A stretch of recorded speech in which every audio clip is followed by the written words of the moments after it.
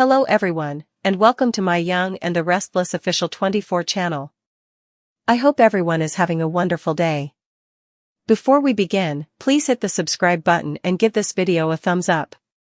Lucy storms into the elegant Parisian ceremony like an emotional hurricane in heels, her eyes blazing with a mixture of terror, guilt and a desperate resolve she can no longer suppress, and the moment those cathedral doors slam back against the stone walls, the entire wedding party freezes as if time itself has halted. Danny Romalotti's hand tightens around Christine Blair's fingers, Christine's bouquet trembles, and the officiant stumbles over the final words of the vows as gasps ripple from the crowd.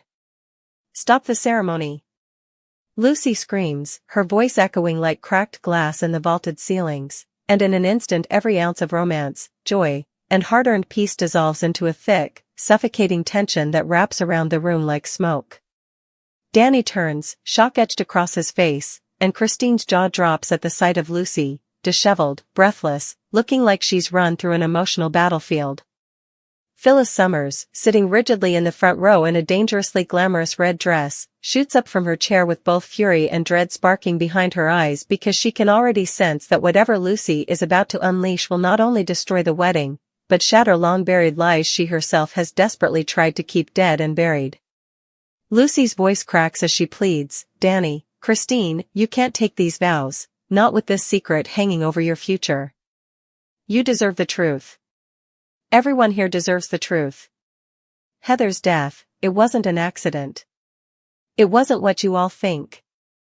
The room erupts into panic, and Danny staggers forward, his heart slamming in his chest because Heather's name alone is enough to reopen a wound he never fully healed from.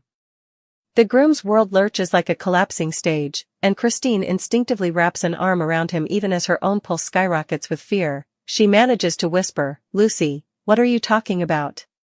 Heather died in a car crash. We've been over this." But Lucy shakes her head violently, tears streaming down her face as she chokes out each word. "No. No, that's the story you were told. That's the story everyone was told. But Heather didn't just crash, she was running. Running from something. Someone." The room goes ice cold. Phyllis's lips press together in a thin red slash as she tries to cut in, her voice trembling with rage. "Lucy, for God's sake, stop this nonsense. You're hysterical." But Lucy whirls on her, her heartbreak morphing into accusation. "You knew," she spits, pointing a shaking finger at Phyllis. "You knew what Heather discovered. You knew she was terrified. You knew she reached out to me before she died, and you told me to stay quiet, for everyone's sake. You said the truth would ruin lives. But I can't hold it anymore. Not when Danny's about to pledge his life without knowing what really happened." The crowd gasps again, this time louder, sharper, turning toward Phyllis with suspicion. A murmur ripples through the guests. What truth? Why Phyllis? What does she know? Christine steps forward, voice strained but steady.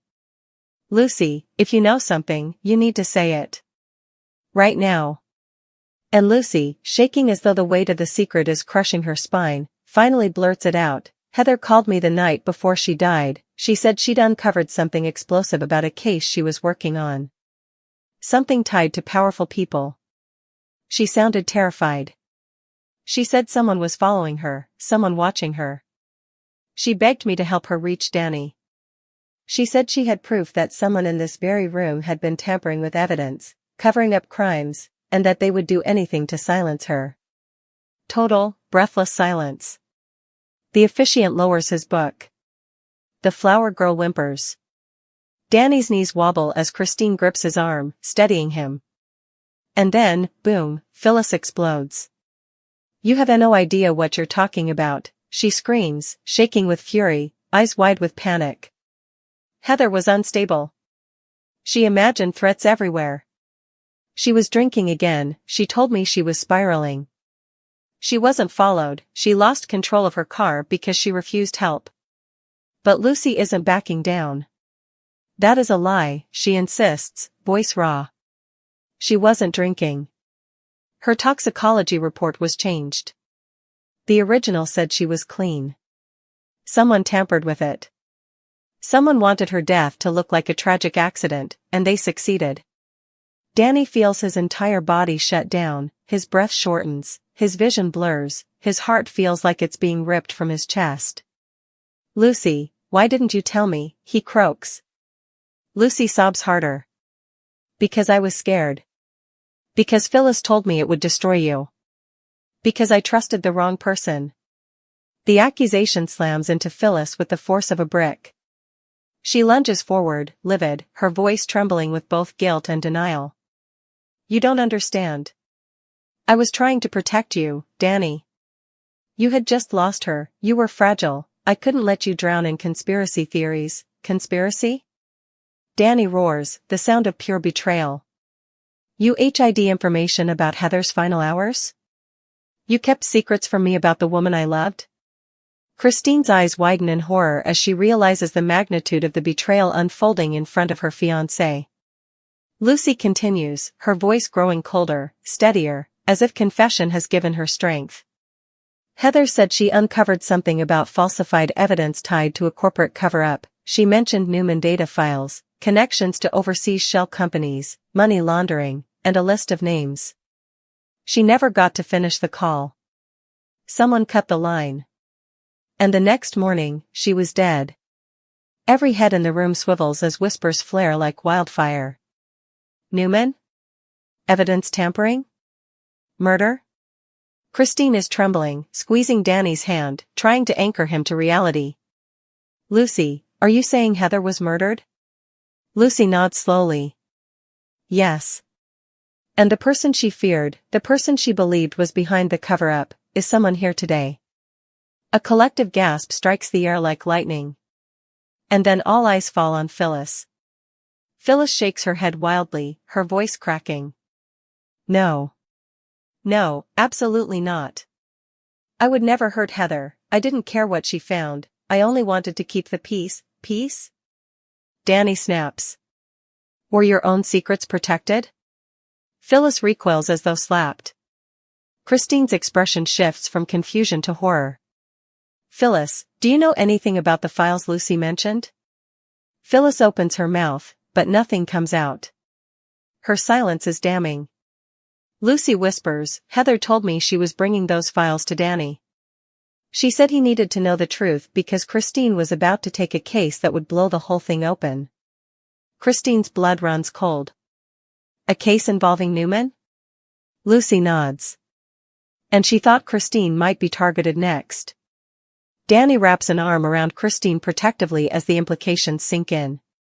Phyllis tries again, voice trembling. I didn't think it was safe. I thought if the files resurfaced, the people involved might come after all of us. I thought burying it was safer." Danny's voice is a low, dangerous growl. "They came after Heather." The room pulsates with dread. Christine's bouquet slips from her fingers and hits the marble floor with a soft thud, petals scattering like fallen secrets. "Lucy," she whispers. "Do you have the files?" Lucy hesitates, then nods. "Heather sent them to me in a protected email. I've had them all this time." Christine's eyes widen. Danny stares at Lucy in shock, and Phyllis in sheer betrayal. "Why now?" he asks, his voice hollow.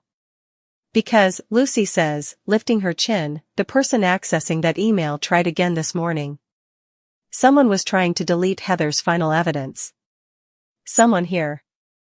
The room becomes an electric storm of panic, suspicion, and terror. Christine steps back from Phyllis. Danny's fists clench. Phyllis's face drains of color.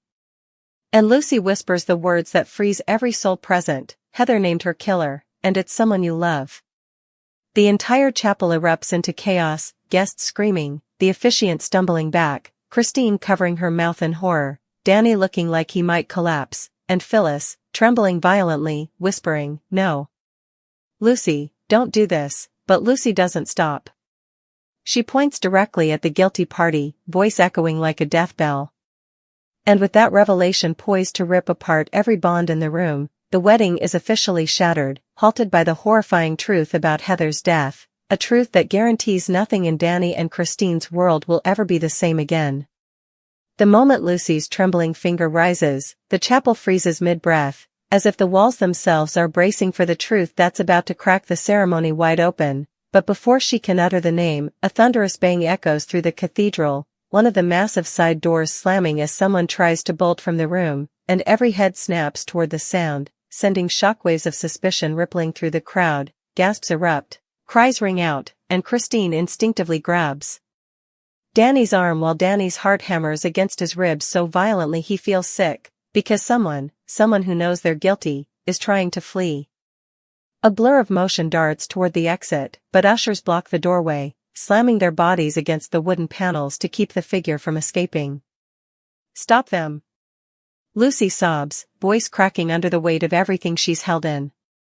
The crowd surges like a tide, but then, as the guilty figure is yanked back into the aisle, the truth becomes a hurricane that shreds whatever remained of the wedding's peace. It's Chet, Heather's former colleague at the DA's office, stumbling forward with sweat dripping down his temples, eyes wide with the fear of someone whose sins have finally cornered him.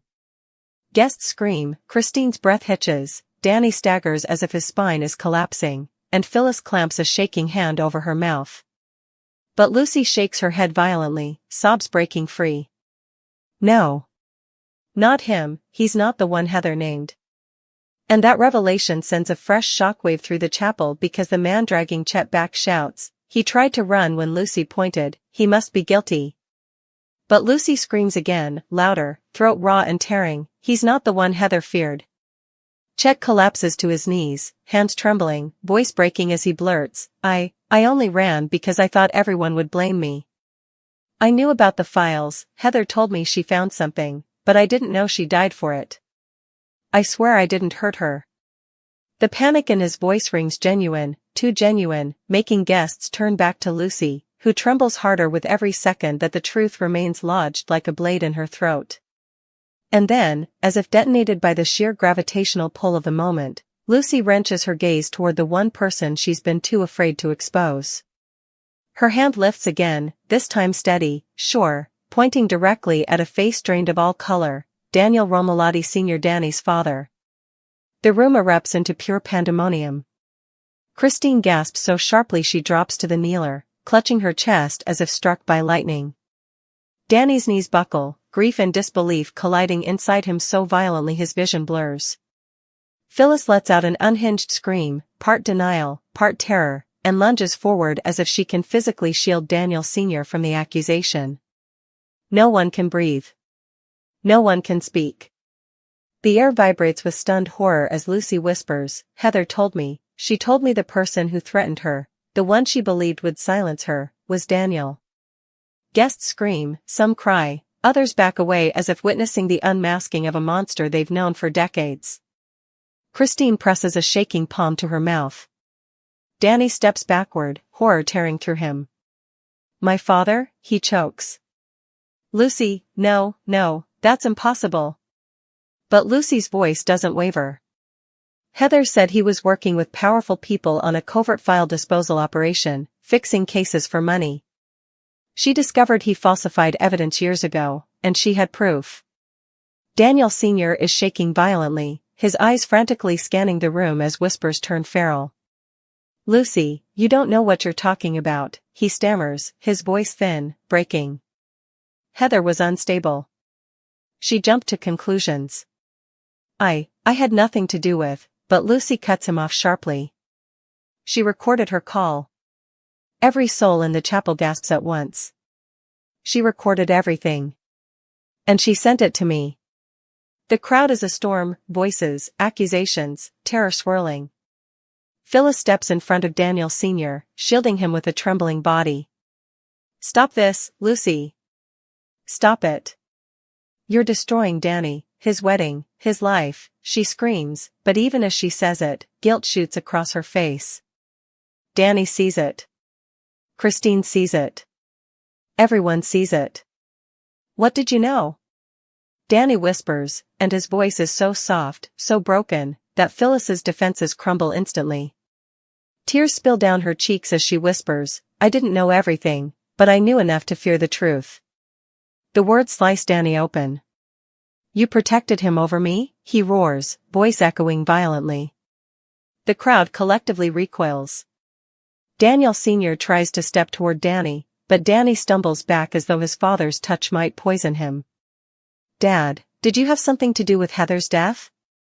The silence that follows is a living, breathing nightmare. Daniel Sr.'s mouth opens, then closes. Sweat beads on his forehead. His hands twitch at his sides. His eyes dart toward the doors. And that single flicker, his instinct to flee, answers the question for everyone. Christine collapses against the pew. Lucy sobs uncontrollably. Phyllis whispers a horrified, "Oh my God." "Why?" Danny chokes. "Why would Heather be afraid of you?" Daniel Sr.'s voice finally cracks into the air, "Because she misunderstood what she found. I tried to protect her, tried to warn her she was digging into something she didn't understand, something dangerous. I told her to stop." Lucy cries, "She said you threatened her." Daniel Sr. shakes his head furiously. "I warned her about the people behind the files, not me. I didn't touch her car, I didn't hurt her. I swear on my life." But another voice slices through the chaos like a blade, icy, calm, and grim.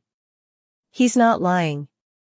Every head swivels toward the center aisle, where Paul Williams steps from the shadows, having just entered after hearing the commotion echo through the cathedral doors. His presence sends a visible ripple of shock through the crowd. Christine stands instantly, eyes widening with a mixture of fear and recognition.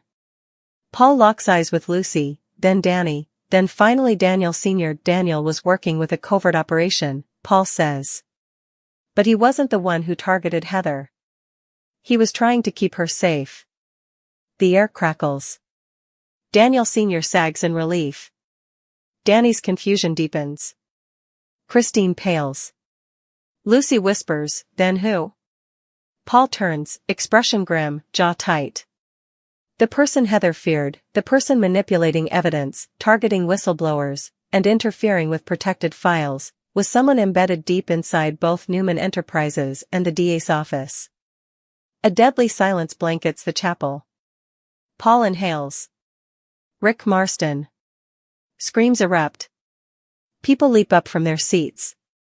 Shock detonates across the room. Rick Marston, the long-trusted investigator, the man who had attended Danny's wedding with a smile just an hour earlier, the man who had been Heather's mentor. "He killed her," Paul continues. "She confronted him after discovering he'd been selling sealed evidence to international clients. When she threatened to expose him, he staged the crash." Christine's knees go weak. Danny's soul shatters. Lucy sobs in gut-wrenching relief and heartbreak. But Phyllis snaps. She whirls on Lucy, eyes blazing. "You let us believe Daniel Sr. did it? You let Danny think his own father." Lucy screams back, "I didn't know. Heather only said she feared Daniel, I thought she meant his father. It was only after the email hack this morning I realized she meant Daniel Marston, Rick Marston's full legal name." Christine gasps again, her hand flying to her mouth. Rick Marston's full first name, also Daniel. The revelation hits like a sledgehammer. Danny grips the pew so hard his knuckles bleach white.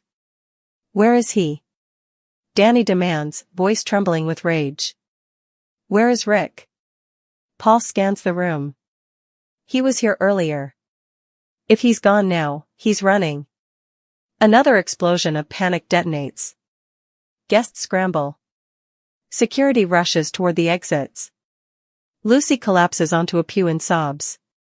Christine grips Danny's face, whispering, "We'll stop him, we'll get justice, we'll fix this, just breathe," but Danny isn't breathing.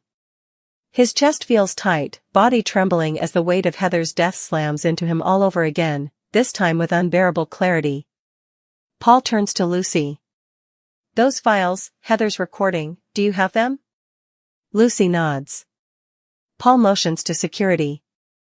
"Get her to safety. Now." As officers escort Lucy out, Danny pulls away from Christine, tears burning his eyes. "My wedding is ruined," he whispers, hollow. "But I don't even care. I just want justice for Heather." Christine touches his arm gently. "Danny, we'll face this together. Phyllis approaches slowly, trembling, broken. Danny, please. I tried to, but Danny raises a hand, ice cold and shattered. Don't. You chose lies over me. You don't get to comfort me today. Phyllis collapses into the front pew, sobbing. The chapel is chaos, guests whispering, crying, stunned, fleeing, but Danny stands in the center of it all, lost, furious, determined. Paul steps beside him, voice steady. We'll find Rick. And when we do, Heather gets her justice. Danny nods slowly, wiping his tears. Then I'm coming with you. Christine grabs his hand. So am I. And as the three of them vow to finish what Heather started, the shattered remains of the wedding lie around them, flowers strewn across the marble floor, half-burned candles flickering, guests shaken to their core, while Phyllis remains curled in the front row, destroyed, whispering over and over, I just wanted to protect my family, but the truth is out. The storm has broken. The killer is on the run. And nothing, in Danny, Christine, Lucy, or Phyllis's world will ever return to the innocence it held before.